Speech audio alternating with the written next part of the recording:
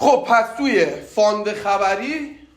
فاند خبری ما گفتیم از ساعت 1:30 تا ساعت 12، از ساعت 1:30 تا ساعت 12 شما با روش اول وقت که روی حمایت اومد خرید، روی مقاومت اومد فروش میگیریم. گفتیم اوردرگذاری مجازی با کل سپردت انجام بدی، ولی از ساعت 3 به بعد بیا سپردت و سرمایت و هر چقدر هست رو بذار کنار، بیا تقسیم کن، 1/5 رو بیار روی این 1/5 با روشی که گفتیم اوردرگذاری رو شروع کن. توی تایم آمریکا سود تو گرفتی فرار، اینو بهت بگم، اگه توی تایم آمریکا سود رو گرفتی وایستادی تمومه، دوباره ازت میگیره. هر کدوم از این نکاتی که میگم اگر رعایت نکردین تمومه، اگر رعایت نکردین تمومه. اگر دوباره نقطه مثلا اصلا دیگه ورود نزنید، ازتون میگیره بازار. نگاه، اصلا ورود نزنید بازار ازتون میگیره. اصلا تایم آمریکا عادتشه. استاد تو تایم تایلند نمیشه ترید کرد؟ تایم تایلند رو میخواد چیکار کنی؟ آقا نگاه، شما از ساعت 16 تا ساعت 19 سودتو گرفتی، خداحافظ، برو تا صبح باز. استاد در مقابل ضرر هم همینه، ضرر کردین دیگه معامله نکنید. اون که دیگه قانون بازار اینه که شما میگه 2 بار استاپ خوردی دیگه معامله نکن. قانون بازار میگه 2 بار استاپ خوردی، ولی متاسفانه هم استاپ میکنن پول بریز، هم استاپ میکنن پول بریز، هم لیکوید هم میشن میگن سریع پول بریز. اینجوریه. پس نکاتی که میگیم رو دقت کنید، رعایت کنید. آقا بازم دفعه 4 مارتینگل نکنید، در ضرر مارتینگل نکنید. توی تایم آمریکا خلاف روند نرو. شاید 1 بار 2 بار بهت سود بده، یهو همه رو ازت میگیره. اصل سرمایت رو نیار توی بازار. سوالی چیزی هست در مورد اوردرگذاری بپرسید. سوال نداری شما؟ این قرار بود $2 $3 بگید. هنوز رنگیستی؟ الان خب روش دیگه چی بود؟ خب توی تایم خبر گفتیم با سپرده‌ای که شما میاری، اولشن سپرده $20 تا $50. توی خبرهای مهم، خبرهای مثل گفتیم CPI، PPI، PMI و نرخ بهره که ماهانه است و مدعیان بیکاری، نرخ بیکاری و خبر نهادهای کشاورزی، این هفتگیه. ماهانه ها هر ماه یه بار میاد، هفتگی ها روزهای پنجشنبه و جمعه هر هفته داریم. حالا خبر مهم مثل CPI که مهمترین خبر دلاره، برعکس دلار بیاد بالا طلا میریزه، طلا بیاد بالا دلار میریزه، برعکس هم دیگه اصلا دلار و طلا. خب توی خبر CPI شما میخوای معامله کنی، اولش هم میای اهرمتو میبری بالا. اهرم 500 داریم توی ارانته و 1000 داریم. میای با اهرم 1000 یعنی برای هر 100 معامله $2.5 شما نیاز داری. 100 میخوای معامله کنی $2.5 باید داشته باشی. میای $20 $50 میذاری. 1 ربع قبل از اعلام خبر باید بیای اوردرگذاریات رو انجام بدی. چجور؟ محدوده خبر رو، محدوده قیمت فعلی بازار رو در نظر میگیریم. 20 بیپ محدوده شو. مثلا بازار میگیم الان هست 1800 تا 1802 داره 90 سال میزنه، بین 1800 تا 1802 داره 90 سال میزنه. ما میایم $2 بالاتر از سقف نوسان 1803 اولین اوردرمون رو میذاریم به صورت فول مارژین، یعنی با $20 میذاریم 800. اولین اوردر رو میذاریم $2 بالاتر 1800 802 اولین اوردر میشه 804. 804 رو میذاریم 800 با $20 سپرده. خب اوردر دوممون $1 بالاترش نصف اوردر اول میذاریم 1805 میذاریم 400. اوردر بعدی رو $1 بالاترش برابر اوردر اول میذاریم، اوردر دوم میذاریم 400. یعنی 1 فول مارجین داشتیم، 2 تا هم نصف میذاریم 400. از اوردر سوم به بعد شما میای چیکار میکنی؟ به صورت فول مارجین میتونی بذاری، دلخواه خودتونه دیگه، هر چی خاصی بذاری. شما اگر 10 تا 20 تا 50 تا اوردر هم بذاری ضرری براتون نداره. هر کدوم پول داشته باشی مارجینت بکشه معامله باز میشه، هر کدوم نشه رد میشه. یعنی شما اگه به فاصله 20 سنت هم بذاری اون فرقی نمیکنه. اگه پول داشته باشی باز میشه، پول نداشته باشی ازش رد میشه. خب میای از سقف نوسانی $2 بالاترش با استاپا رو میذاری، کف نوسان اون چنده؟ 1800. $2 پایینتر از کف نوسان 1798 میای سل استاپ میذاری. با استاپ سل استاپ، همینجور که با استاپا رو گذاشی همینجور هم سل استاپا رو میذاری. بهترین حالتش اینه که توی خبر CPI 100 پیپ حد سود واسه خودتون حتما بذارید. از اوردر اول تا اوردر آخرت باید 100 پیپ حد سود باشه. اوردر اول 2000، اوردر آخرت مثلا 2009، تارگت همه 2010 میشه. این میشه 100 پیپ حد سوده. حد ضررم که خب نداریم، نباید حد ضرر بذاری، این یه قانون. بهتر از این حالت باز اینه که 2 تا گوشی داشته باشی که اگه یه جایی اومد دو طرفه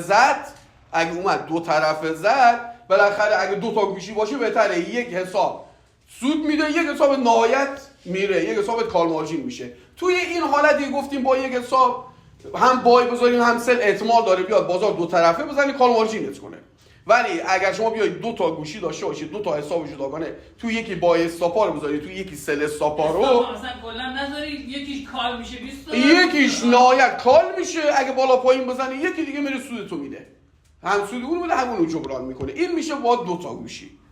خب بعضی وقتا هست که نوسان بازار، نوسان خبر خیلی شدیده. حالت این میمونه که شما میای روی 1800 1802 1803 میای سل استاپ میذاری، اینا همه این سه تا رو میای سل استاپ میذاری.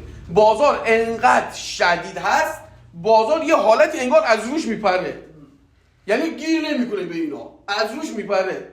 کجا فرود میای؟ اولین عددی که بازار خریدار بیاد وسط. خب اولین عددی که بازار خریدار بیاد وسط، همه این مردارات اونجا باز میکنه. این میشه خطرناک. اونجا نه تقصیر بروکره، نه تقصیر منه، نه تقصیر شما، اونجا بازاره. اون دیگه تقصیر بازاره که چجور بازار، شما نمیتونی بری از بروکر شکایت کنی به هیچ عنوان، چون این جزء قانون بازاره. بازار یهو نوسان میزنه، از روی اینا میپره، اولین جایی که خریدار میاد وسط اوردرهای قبلی رو باز میکنه. این اتفاق هم افتاده. خب بیشتر خبرات توی CPI بیشتر این اتفاقات میفته. مثلا توی CPI شما اگه بخوایم ما حساب کنیم از 10 بار 3 بار این اتفاق احتمال داره بیفته که خبر خیلی مهم باشه. ولی یه جاهایی هم هست که CPI واقعا حال میده. توی خبرهای مثل CPI سعی کنین 3 تا اوردر اولتون رو که قانونی میذاری، این چیزی که میگن فول میذاری، اوردرهای 4 به 5 میتونین سعی کنین تا جایی که میتونین به بعد سنگین بذارین. چون بازار ببخشید یه جوری میشه هرج و مرج میشه. طرف با $20 بهم نشون داد، یکی با $20 2 لات باز کرده بود واسش. 2 لات واسه، اونم نه 2 لات که شما بگی مثلا زده بود 500 400 600 یه جا زده بود 2 لات همین رفته بالا، به خدا 2 لاتشو باز کرده بود. من نگاه کردم تا اونجا گفتم اوه تو همینجا سود مرکب همه رو در نظر میگیری، مثلا تو باید $1000 می‌داشتی. 2 لات باز کرده بود. خیلی از این اتفاق اومد. توی تایم خبر یه جوری میشه چون خبران نوسان شدیده اصلا شانسی باز میکنه واسه. این کارو هم بکنید. این کار رو حتما داشته، ولی 3 تا اوردر اول حواستون باشه حتما باید برابر اون فول مارجینت باشه، بیشتر از اون نباشه. چون حداقل 3 تا اول رو میگیره، بقیه هم سود مرکب میسازه. اما شما اگه بیای 3 تا اول رو سنگین بذاری، خب بازار هیچ کدومش رو نمیگیره، میره بالا. هیچ کدومش رو نمیگیره. شما زمانی میتونید معامله که پول داشته باشید. استاد ببخشید الان تو همین 1800 که ما فول مارجین اومدیم با $8 با 8 800 اگر که $2 برگرده خودش اتومات کال میشه دیگه، نه یعنی $20 اهرم 100 با 800 لات $20 اهرم 100 اگر $2.5 برگرده کال میشه. آره خودش کال میشه، از بازار میاد. این شد در مورد تایم خبر. استاد اینجا حد ضرر نمیذاریم. حد ضرر لازم نمیشه حد ضرر بذاری، چون حد ضرر بذاری نذاری کال مارجین. تایم خبر سوالی چیزی نداری؟ توی تایم خبر گفتم که دیروز هم یه چیز دیگه گفتم، یک روشی که خودم استفاده کردم اینم هست که شما میتونید 2 تا اوردر بذاری، در لحظه یک خرید بگیری یک فروش، یک خرید بگیری یک فروش، واسه هر کدوم زمانی که خبر میخواد بخوره $2 حد ضرر بذار. حداقل این معامله باز شده هست. $2 واسه هر کدوم حد ضرر میذاری. خب حد ضرر که بذاری چی میشه؟ حد ضرر که بذاری اونی که میره توی ضرر بسته میشه، اون یکی دیگه چی؟ اون یکی دیگه میره توی سود. این حالت هم میشه، چون اگر بخوایم ما از اون زاویه نگاه کنیم که گپ به وجود بیاد، از اون زاویه نگاه که گپ به وجود بیاد، این حالت باز بهتر میشه. این حالت بهتر میشه. این حالت سودش کمتر هست. دیگه اوردر دیگه نداره. آره، فقط همون یه اوردره دیگه، اوردری که باز کرده بودی. اوردری که باز کرده بودی.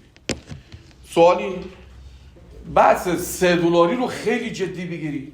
خیلی جدی بگیری. یه معامله شما میتونید صبح بزنید ازش $150 بگیرید برای تایم آمریکا با یه معامله. خب ببینید شما $2 فقط در تایم فریم روزانه میاد و در تایم فریم 4 ساعته. $2 فقط تایم فریم روزانه و تایم فریم 4 ساعته. در $3 فقط تایم فریم روزانه میاد. $3 فقط تایم فریم روزانه، $2 فقط تایم فریم 4 ساعته و روزانه. حالا چجور معامله باید بکنیم و روشش چجوریه؟ روزانه فقط. روزانه، فقط روزانه. در $2 و $3 ما باید ورودیمون جوری باشه که شما کندل جدید که باز میشه جان؟ کندل جدید که باز میشه حداقل باید $2 از سقف یا $2 از کف داخل بدنه کندل قبلش باشه. اوکی؟ $2 از سقف و کف حداقل باید داخل بدنه کندل قبل باز بشه، اوپن بشه. حالا اگه وسطش اوپن شد که چه بهتر. حداقل $2. مثلا استاد با شادو یا بی شادو؟ ما دیگه با شادو بی شادویی نداریم کامل. نگاه اینجا رو شما کندل رو مثلا 2010 در نظر بگیر، کلوزشو یه هم کفشو 2000 و یه هم 2000. این کندل رو شما کف 2000 در نظر بگیر، سقف 2010 مثلا آمده روی 2006 کلوز زده، روی 2006 اومده چی؟ کلوز زده. کندل بعدی کجا باز میشه؟ 2006 باز میشه دیگه. خب کندل بعدی 2006 باز میشه، این اینجا باز میشه 2006. سقف کندل قبل چقدره؟ 2010. درسته؟ چقدر فاصله مونه؟ $4. ما میگیم حداقل $2 باید باشه، این حداقلشه. حالا که $4 هست باید ما چیکار کنیم؟ شما صبر میکنی این کندل رو ببین، شما این کندل سعودی بوده دیگه، کندل سعودی بوده. صبر میکنی بازار یه اصلاح میده سمت بالا، یه اصلاح میده سمت بالا، $2 پایین تر از سقف کندل قبل، یعنی 2008 یه اصلاح سمت بالا، شما 2008 وارد معامله فروش میشی، وارد معامله فروش سل. استاپت کجا میشه؟ بالای کندل قبل 2010 و نیم، 2011 $1 یا $0.5 بالای کندل قبل. پس شما در $2 ورودیت کجا میشه؟ اگر کندل قبل سعودی باشه و شادوش حداقل گفتم باید 20 پی به بالا داشته باشه شادو، که کندل بعدی داخل بدنش باشه، $2 داخل بدنش باشه. ورودیتون کجا میشه؟ $2 پایین تر از سقف کندل قبل. اینجا 2006 ما کندل کلوز زده، کندل جدید باز شده، یک شادو میزنه سمت بالا روی 2008، $2 پایین تر از سقفش ما وارد معامله فروش میشیم. تارگتمون چقدره؟ تارگت رو توی $2 یا 40 پیپ. تارگت 40 پیپ در تایم فریم 4 ساعته. 40 پیپ تارگت داریم. حالا این 40 پیپ رو شما میتونین ریسک فری کنید، میتونید روی 40 پیپ یا سیو سود کنید بهتره یا هم ریسک فری. ریسک فری کردی چی میشه؟ تارگت اصلی کجا میشه؟ کف کندل قبل رو در نظر میگیری. کف کندل قبل 2000. همینجور که از بالا $2 پایینتر ورود زدی، از پایین هم $2 بالاتر خروج میزنی. 2002 تارگت اصلی میشه 2002. این در بحث کندل قبلی اگر سعودی باشه. حالا کندل قبلی اگر سعودی باشه و آمد روی 2008 کلوز زد چی؟ این اگه اومد 2008 کلوز زد چی؟ یعنی طول شادو 20 پیپ بود. 20 پیپ. آره. این توی این حالت چیکار میکنی؟ ما فاصله گفتیم باید 20 پیپ باشه ورود بزنیم. همینجا وارد میشیم. آفرین. به محض اینکه باز میشه همینجا ورود میزنیم. استاپمون بالای کندل قبل میذاریم. ما ورودیمون $2 اختلاف از سقف و کفه. اگر فاصله دار بود مثلا 2005 بود، خب رسید به 2008 ورود میزنیم. اگر روی خود 2008 بود درجا همونجا ورود میزنیم. $2 اختلاف باید ورود بزنیم. اگر آمد این وسط باز شد، اینجا ما میگیم فروش باید بزنیم یا خرید، فرقی نداره. حرکت اولش رو ببین کدوم سمته. اگر آمد سمت پایین $2 بالاتر از کف وارد معامله خرید میشی. 2002 اینجا خرید میگیری. اگر آمد پایین تارگتت چی میشه؟ 40 پیپ یا $2 پایین تر از سقف کندل قبل. دقیقا برعکس اون. اگر این اینجا باز شد و آمد بالا چی؟ فروش میگیری. تارگت $2 پایین بالاتر از کف کندل قبل. پس ما ورودیامون $2 بالاتر و پایین تر از سقف و کف کندل قبله. اگر روی سقف کندل قبل $2 $3 اختلاف باز شد، وای میسیم یه شادو بزنه سمت $2 پایینترش ورود میزنه. اگر وسطش باز شد باید صبر کنیم ببینیم پایین میاد یا بالا میره. فقط حرکت اول شما مجاز هستیم بگیریم. فقط حرکت اول اگر اومد پایین $2 بالاتر از کف کندل قبل وارد خرید میشه. اگر بالا هم وارد فروش میشه. اگر وسط باز شد یعنی این کندل اگر اومد وسط باز شد شما صبر کن ببین پایین میاد یا بالا میره. اگر پایین اومد $2 بالاتر از کف وارد خرید میشه. اگر بالا اومد $2 بالا پایینتر وارد فروش میشه. این در بحث $2. خب در بحث $2 توی کندل 4 ساعته شما فقط یک طرف بازار رو میتونی بگیری. طرف مقابلش نمیتونی. در تایم فریم روزانه دو طرفش رو میتونی بگیری. یعنی اگر فروش رو گرفتی خرید اومد پایین خرید رو میتونی بگیری. یعنی هر دو طرف. اصلا همون کندل میتونی دو طرف رو بگیری. این در بحث $2. یه بار دیگه میگی یعنی چی دو طرفه؟ یعنی اینکه شما اومدی فروش اینجا بازار باز شده، خب اونقدر سمت بالا فروش میگیری. توی 4 ساعته دیگه اگه اومد پایین باز خریدشو نمیتونی بگیری. توی کندل روزانه دو طرفشو میگیری. این بحث $2. میتونیم که مثلا تو همینجا وسط بازار باز میشه، وسط کندل باز میشه میاد بالا، ما سریع اوردر رو با استاپ یا با سل لیمیت رو میذاریم، رسید اونجا بله. بازار در کندل‌های 4 ساعته و روزانه واکنش به این $2 رو در 90% مواقع داریم. یعنی $2 مانده به سقف و کف مخصوصا تایم فریم روزانه. $2 مانده به سقف و کف‌های کندل‌های قبل بازار به خودش واکنش میده. خب این بحث $2 بود. در $2 شما یادتون باشه که اینم مهمه، در بحث $2 شما 70% براتون اوکی است. 70%. در بحث $3 $100% یعنی خطایی نداریم، ولی باید بهت ورودی بده. اوکی؟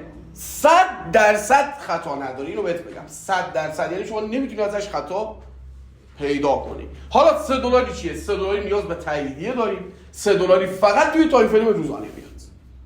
نیاز به تاییدیه داریم و توی تایم فریم روزانه میاد. حالا ورودیش چطوره؟ شما ساعت 10:30 صبح میای کندل روز قبل رو بررسی کن. ببین روز قبل ریزشی بوده یا صعودی؟ کندل روز قبل مثلا ریزشی بوده. توی $3 آره این $3 بچه‌ها. $3 فقط توی تایم فریم روزانه میاد.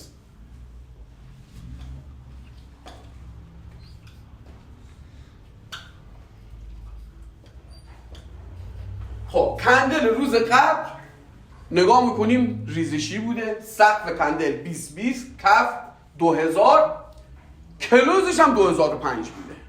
اوکی؟ وقتی که کلوزش میشه 2005 اوپن کندل جدید هم 2005 میشه دیگه، درسته؟ کندل جدید 2005 باز میشه. خب شما ساعت 10:30 نگاه کن، 10:30 صبح. چرا ساعت 10:30؟ چون ما تا ساعت 10:30 روند بازار رو پیدا میکنیم. 2 تا کندل 4 ساعته تا ساعت 10:30 میخوره. 2 تا کندل 4 ساعته تا ساعت 10:30 میخوره، بهمون روند بازار رو پیدا میشه، تاییدیه بازار بهمون میده. اگر کندل روز قبل ریزشی بود و کندل فعلی سعودی شده بود، کندل فعلی سعودی شده بود، شما اختلاف کف کندل فعلی با کف روز قبل رو ببین چقدره. اختلاف کف امروز با روز قبل، همون 8 ساعتی که بازار باز بوده. آره دیگه، آره. همون 8 ساعتی باز بوده. ببین امروز 2005 باز شده، تا کجا اومده پایین، بعد از اونجا از برگشته، درسته؟ مثلا 2005 باز شده، ما میگیم تا 2004 اومده پایین، بعد بازار برگشته رفته بالا، درسته؟ خب روز قبلمون ریزشی بود، شما باید بیای اختلاف این کف رو با این کف حساب کن. اختلاف کف امروز با کف دیروز 2000 بوده، امروز 2004 میشه چقدر؟ 40 پیپ. اینجا میشه 40 پیپ تا ساعت 10:30 شما 40 پیپ فاصله داریم. ما در بحث $2 گفتیم حد سودی که میذاریم چقدر؟ 100 پیپ. در بحث $3 ما بین 100 تا 150 پیپ تضمینی میخوام سود بگیریم. اگر شما سود تضمینی میخواید بذار روی 100 پیپ، تضمینی میخواد بذار روی 100 پیپ، شما میای اینجا ورودیت بازار که میشه سعودی دیگه، این تا اینجا سعودی شد. خب فاصله‌ش هم 40 پیپ بود. حد ضرر اول برگردیم روی $3 رو براتون بگم. شما فکر کن که این اختلاف $3، خب $4 ولش کن از اینجا بریم. شما فکر کن اختلاف کف امروز با کف دیروز $3، بازار هم دیروز ریزشی بوده، امروز سعودی شده. حد سودتو میذاری چقدر؟ تضمینی میخوای بذاری 100 پیپ حد سود واسه خودت میذاری. حد ضرر کجا میشه؟ زیر کندل روز قبل. حد ضرر میشه زیر کندل روز قبل. تارگتت میشه 100 پیپ تا 150 پیپ. خب اگر فاصله اینا $2 بود چی میشه؟ میشه $2. میشه $2. بازم حد ضررت میشه چی؟ زیر کندل قبل. اما اگر فاصله از $3 بالاتر رفت چی؟ یعنی مثلا شد $4، شد $5، توی این حالت باید چیکار کنیم؟ توی این حالت از $3 به بالا هر چقدر بیشتر بشه تضمین کار شما بیشتره، تضمین اون معاملتون بیشتره. یعنی اگر روز قبل ریزشی بوده، امروز بازار خریدار اومده وسط، خریداران قوی بودن که بازار رو کشیدن نمیذارن بیاد سمت پایین، قدرت خریدار رو داره نشون میده، قدرت خریدار رو داره نشون میده. شما اگه فاصله $2 بود میشه $2، $3 بود میشه $3، $4 بود دیگه شما اون بحث 100 پیپ و 150 پیپ اگه $5 بود دیگه اون میشه، یعنی مثل چی؟ مثل بوتون اینجوری. یعنی شما تضمین کارتون میره بالا هر چقدر بیشتر باشه. حالا از $3 به بالا حد ضرر ها چی میشه؟ مثلا بشه $5 ما میتونیم 70 پیپ حد ضرر بذاریم دیگه. از $2 و $3 شما میای زیر کندل روز قبل میذاری، از $3 به بالا میای توی کندلای 4 ساعته. نزدیکترین کندل 4 ساعته کجاست؟ زیر روی کندلای 4 ساعته قبل بیا بذار، برای اینکه چی؟ حد ضرر رو کم کنی، کوتاهش کنی. توی $3 به قدری سودای قشنگی بهتون میده، به قدری سودای قشنگی بهتون میده که دیگه حد نداره اینو بهتون بگم. ولی تا ساعت 10:30 باید روند مشخص میشه. حالا اگه روز قبل سعودی بود چی؟ استاد ببخشید من همینجا یه سوال بکنم. الان ما 10:30 چک میکنیم شرایطو، بعد ورودمون میگم الان میرسیم، ورودو میرسیم. حالا اگه روز قبل سعودی بود چی؟ اگه روز قبل سعودی بود چی؟ دقیقاً با همین روش شما میاری امروز ساعت 10:30 سقف امروز رو با روز قبل حساب میکنی. مثلا با همین اگه پایین کف روز قبل 2000 در نظر بگیرید، سقف و 2020 در نظر بگیرید 2020، کلوزش هم مثلا 2015 در نظر بگیریم، کندل جدید 2015 باز شده. شما بیای امروز سقف امروز رو با سقف روز قبل در نظر بگیرید چند دلار فاصله داره. 3 دلار داره، 2 دلار داره، 5 دلار داره. امروز شما باز فروشنده بازار میشی. خلافش وقتی ریزشیه شما خریدار بازاری، کف و با کف. در سعودی فروشنده بازاری، سقف و با سقف روز قبل. یعنی شادوها با شادوها عملا میشه دیگه. کف و سقف دیگه، حالا شادو بود هر چی بود. کف و سقف. خب توی بحث 3 دلاری گفتیم حد ضررها، طبق همون چیزی گفتیم حد سود، و مهمتر این که در 3 دلاری شما فقط یک طرف بازار رو باز میتونید بگیرید. این خیلی مهمه. 3 دلاری فقط شما وقتی که بازار میاد 50 پیپ بالاتر، یعنی قدرت خریدارم بیشتره دیگه، شما اجازه نداری فروش رو هم بگیری، چون احتمال داره بیاد رد کنه. ما خودمون توی 3 دلاری توی جلسات قبل توی آموزش ها روی 3 دلار و 3 دلار به بالا 150 پیپ حد سود تضمینی گذاشتیم. ولی خب باز اینی که میخواین 100% باشه، اگه ترس دارید روی 100 پیپ شما میتونی بیای بیرون یه معامله بزنید. حالا ورودیامون کجاست؟ اومدی شما کف و با کف حساب کردی، سقف و با سقف حساب کردی، الان از ساعت 10:30 میخوای ورود بزنی. اونس طلا، اینو یاد داشتید، اونس طلا اوپن بازار ساعت 2:30 که اوپن میشه، هر چقدر اونس هر چقدر صعود کنه تا ساعت 9 تا 10 هر چقدر صعود داشته باشه، اونس از ساعت 9 صبح تا 12 ظهر یک اصلاح عمیق تا اوپن به ما میده هر روز. این دیگه کار شگردشه ها، این شگرد اونسه. اوکی، از اوپن بازار تا ساعت 9 صبح اونس هر چقدر صعود داشته باشه یا هر چقدر ریزش داشته باشه، از ساعت 9 تا 12 بازار برمیگرده تا محدوده اوپن برگشت میده بهمون. مثلا الان روی تخته براتون میگم، شما فکر کن بازار روی 1800 اوپن شده، شما میای ساعت 10:30 نگاه میکنی بازار شده 1815. ساعت 10:30 نگاه میکنی بازار مثلا رسیده به 1815. بازار شگرد اونس اینه که از ساعت 9 تا 12 هر جا که بره یه برگشت مجدد تا اوپن بازار بهت میده. یعنی خود اوپن و 20 پیپ محدودش. یعنی اگه بازار سعودیه اومده بالا داره اصلاح میده و اوپن بازار ما 1800 در نظر بگیرید، شما باید در برگشت مثلا از 1802 وارد بازار بشی. 2 دلار محدودش، بازار تا 2 دلار محدودش. اینو شما هر روز توی اونس نگاه کنی میبینی هر روز این داره تکرار، مگر روزای شارپی باشه. این دیگه شگرد اونسه. تا ساعت 9 تا 12 یه اصلاح عمیق بهتون میده. ورودیتون میشه چی؟ صبر میکنی. اگر توی همون محدوده ها بودی توی همون لحظه که خب خرید یا فروشی رو میگیری، ولی اگر دیدی فاصله زیاده صبر کن، بازار اصلاح بده، اومد روی اون محدوده ورودی وارد خرید میشی. حالا 3 دلاری بود 2 دلاری هر چقدر که بود. خب یعنی 1800